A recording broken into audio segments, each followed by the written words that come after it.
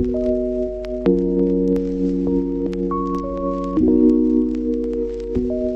up, y'all? Welcome to Old Town Tolleston. I'm on 10th Avenue and Taft Street. This place has seen better days. It's windy, it's cold, but I'm on a mission. We on the way to Tolleston Junction, everybody. I haven't been there in a while, but a lot of people asking me, what's up with Tolleston, man? What's up with Tolleston? I keep telling them nothing. There's nothing up with Tolleston. But we're gonna go and check out the junction and update the channel. And I'm gonna give a little bit of history, tell you some things that I've heard. There might be things that you've already heard or already known about. So don't expect nothing earth-shattering, or don't expect any breaking news. This is just a 2020 update. But Old Town Tolleston, it's a very fascinating place to me. This is the oldest part of the city.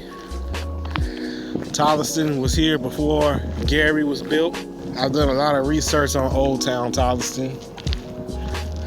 One day I'm going to do a video about it once I gather enough information. It's really hard to nail all of it down. It's almost like they don't want you to know anything about Old Town Tolleston. Right here, this building here used to be Art's Bakery. It was a great, amazing bakery, and the people that used to run the bakery made great pastries. I used to come here every morning before school, grab me a couple donuts before I walked the horse man. I believe the owner got sick and he ended up dying or something. I've never filmed me accessing Tolleston from 10th Avenue before, so that's what we're gonna do right now. This is 10th and Garfield right here. All right, we're gonna be walking up 9th and Garfield, which doesn't exist. 9th and Garfield was torn up a long time ago, back in 68, 69. That's the reason why all this concrete is here. But I'm walking it.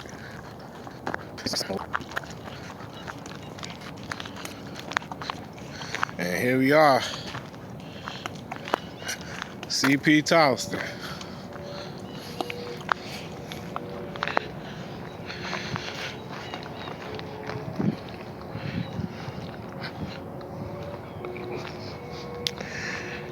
All right, so what we got here is a whole lot of nothing.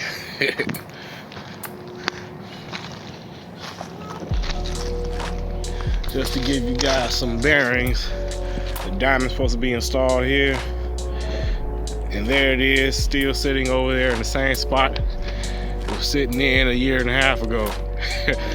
The last time I filmed back here, I think it was about a year and a half ago. It's not the last time I've been here, but it's the last time I made a video. If you're not following me on my Facebook page, then you haven't seen any of the Tolleston updates that I've done over the past few months. The diamond is not installed. It's supposed to be installed right there. You see that it's not. The diamond is sitting over there. Everything is sitting in place and it looks exactly the same as it did the last time I made a video here. Exactly the same.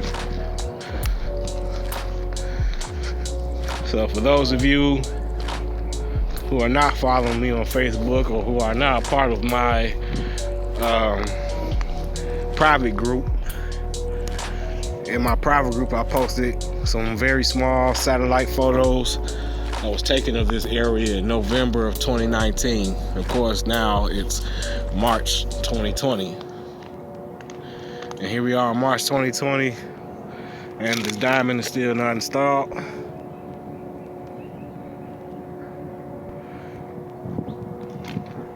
As I stated before, everything looks the same.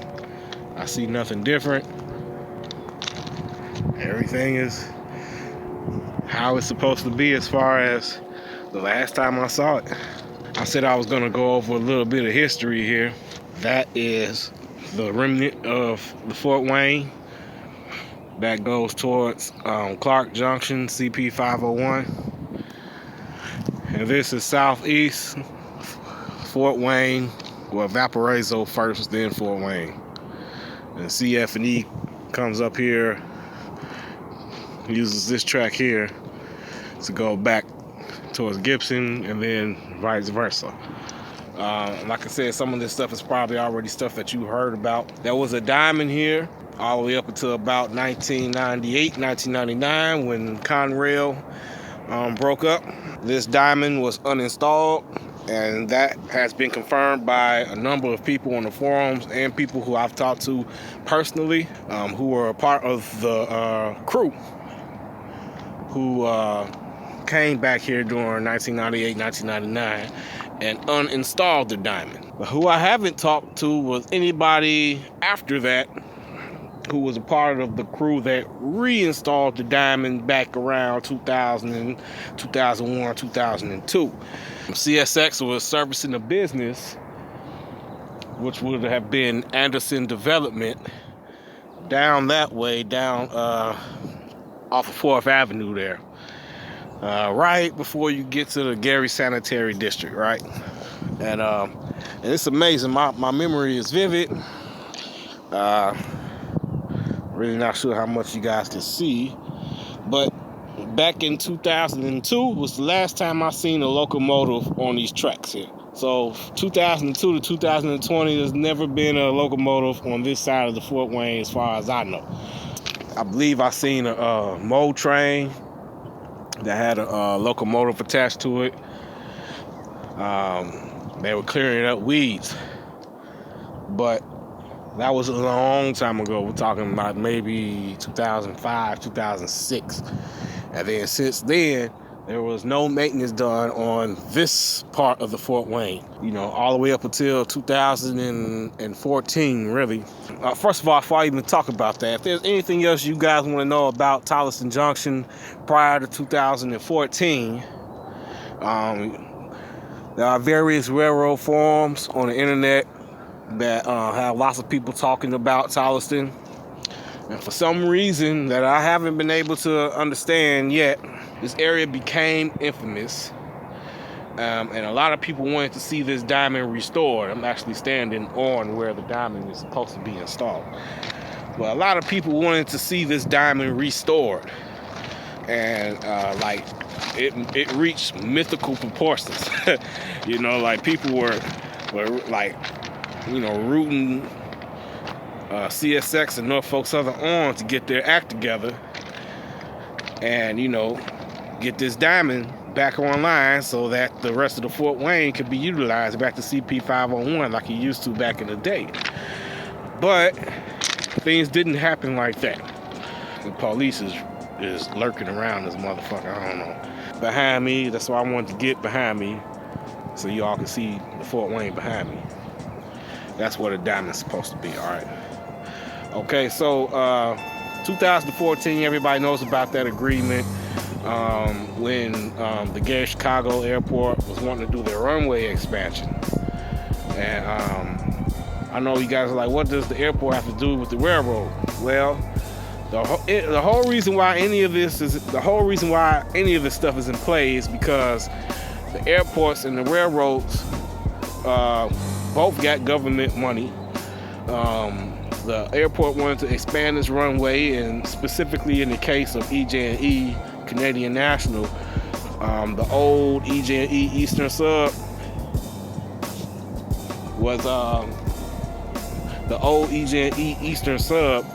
was in the way, and it had to be relocated, and government funds had to be utilized. And so the railroads got a bunch of money from the government, from the state, you know, and they were able to move a whole lot of lines around, do a lot of rearranging of the right-of-ways, you know what I'm saying? And they're still doing maintenance on the main lines now. But it's these secondary branches that have kind of been left to the wayside, and we're talking about the old Wabash, the Fort Wayne, of course, the Gary and Western. The main part of the plan, the runway expansion was completed. So everything else outside of that runway, after that runway got completed, was kind of put on the back burner. You know what I'm saying? So unfortunately, that meant that, you know, railroad work stopped. You know what I'm saying? Especially in the case of CSX. All right, so CSX is the ones that are dragging their feet here. I believe I read on the forums that Norfolk Southern has completed all of the work that it agreed to. It set up the Fort Wayne to be crossed here on the Porter branch, and it's up to CS Next to get their shit together and get this diamond installed. All right, like I said, which is sitting right there. So as far as my understanding, everybody's waiting on CSX to get their act together. And what the hell? Why are all them lights blinking down there?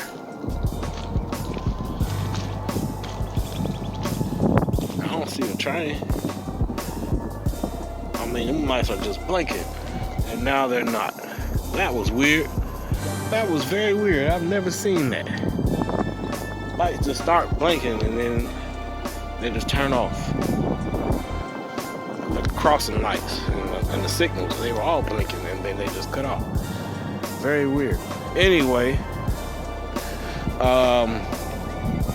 yeah, everybody's waiting on CSX, you know, so unfortunately the diamond is not installed.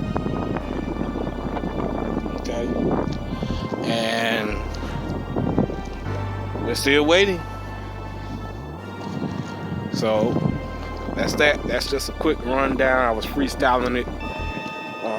Everything I said is subject to be fucking wrong. You know, so yeah, that's it. That is it. Nothing else to say here, nothing else to show here. GRF and I'm out.